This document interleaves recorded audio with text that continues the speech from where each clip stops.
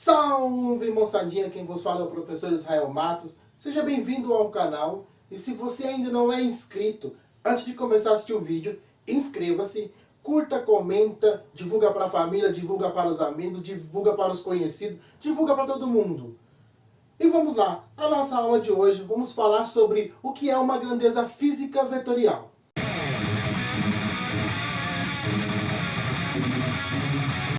O que é uma grandeza física vetorial? Vamos começar falando de direção e sentido. Vamos considerar duas retas paralelas, A e B. Essas duas paralelas A e B, elas têm a mesma direção. Vamos agora orientar quatro retas paralelas, A, B, C e D, conforme indica na figura. Apesar de possuírem orientações diferentes, continuam com a mesma direção. No entanto, observamos que, primeiro, A e B têm a mesma orientação e, portanto, têm o mesmo sentido.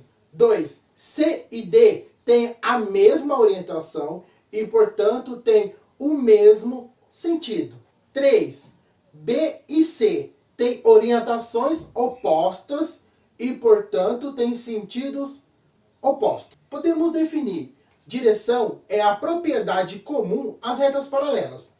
Isso é, um conjunto comum de retas paralelas define uma direção, sentido e a orientação sobre a direção. Sentido é a orientação sobre a direção. Assim falamos em direção vertical e sentido para cima ou para baixo, direção horizontal e sentido para a direita e para a esquerda. Uma rua reta define uma direção.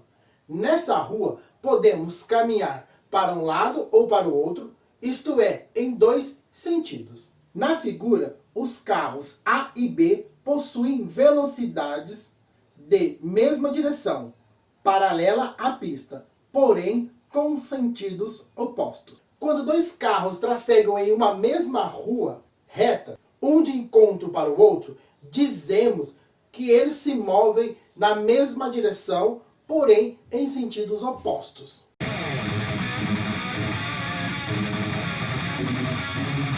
Vamos falar agora de grandezas físicas escalares e vetoriais. As grandezas físicas podem ser classificadas em dois grupos: as grandezas escalares e as grandezas vetoriais, também chamado de grandezas orientadas ou dirigidas. Uma grandeza é escalar quando tem intensidade, isto é, fica perfeitamente definida e caracterizada pelo seu valor numérico. Traduzindo, por um número real e uma unidade. São grandezas escalares: comprimento, área, volume, temperatura, densidade, massa, tempo, energia, etc. Assim, quando dizemos que a massa de uma pessoa é 50 kg, esgotamos o assunto, não cabendo mais nenhuma indicação sobre a massa. Uma grandeza é vetorial quando exige uma completa caracterização, além da sua intensidade, também sua orientação, isto é, direção e sentido. Para caracterizarmos o efeito da aceleração da gravidade, por exemplo, devemos informar qual a sua intensidade, que sua direção é vertical e que seu sentido é dirigido para baixo. O efeito produzido por uma força não depende apenas da sua intensidade, mas também da direção e do sentido em que ela se atua. São grandezas vetoriais: deslocamento, velocidade, aceleração, força, etc. A grandeza vetorial é indicada por uma seta colocada em cima do símbolo da grandeza. Vamos lá, olha aqui o deslocamento, como que ele é representado: velocidade, aceleração, força, ok? Então, quando a gente falar de grandeza vetorial, elas vão sempre ser representadas por essa seta.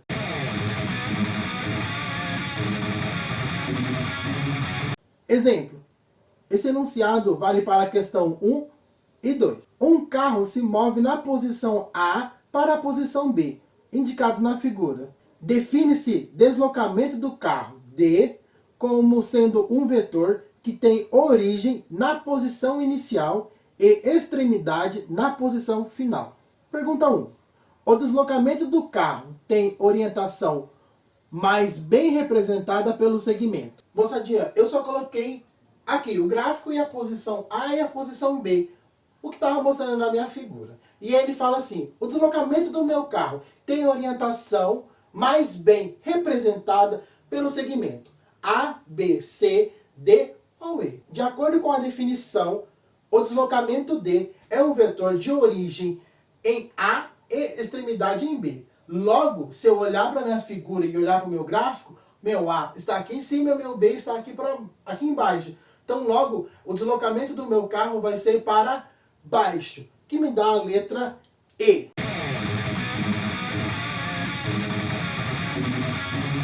Exemplo 2. O deslocamento vetorial D entre as posições A e B tem A mesma direção e o mesmo sentido do eixo Y. B, a mesma orientação do eixo Y. C, sentido perpendicular ao do eixo X. D, a mesma direção e sentido oposto ao eixo Y. E, direção perpendicular e o mesmo sentido do eixo X. Moçadinha, vamos lá então. Então ele quer saber o deslocamento vetorial D entre as posições A e B. Então vamos lá, entre A e B, vou só fazer uma flecha de A até B. Calma lá que a gente volta. Voltei. Então tá aqui, o deslocamento de A até B. Então o vetor deslocamento D tem a mesma direção e o sentido oposto ao do eixo Y. Se a gente prestar atenção, o meu eixo Y está para cima e o meu vetor deslocamento está para baixo. Fechou? Até aí tudo bem. Vamos lá. O vetor deslocamento D tem direção perpendicular ao eixo X. Vamos lá. Olhar pelo meu gráfico.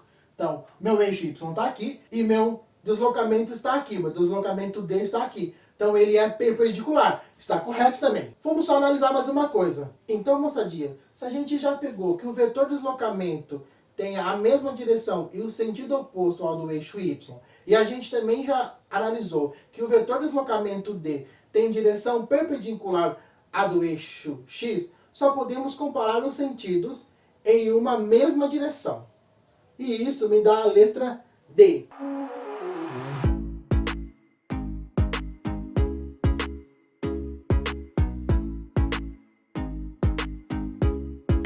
E com isso, moçadinha, a gente fecha a nossa aula de hoje. Eu vou deixar para vocês 3 exercícios na descrição do vídeo. Eu espero que vocês refaçam os exemplos, que façam os exercícios para ter um bom entendimento do conteúdo, ok? E a gente se encontra na nossa próxima aula. Abraço!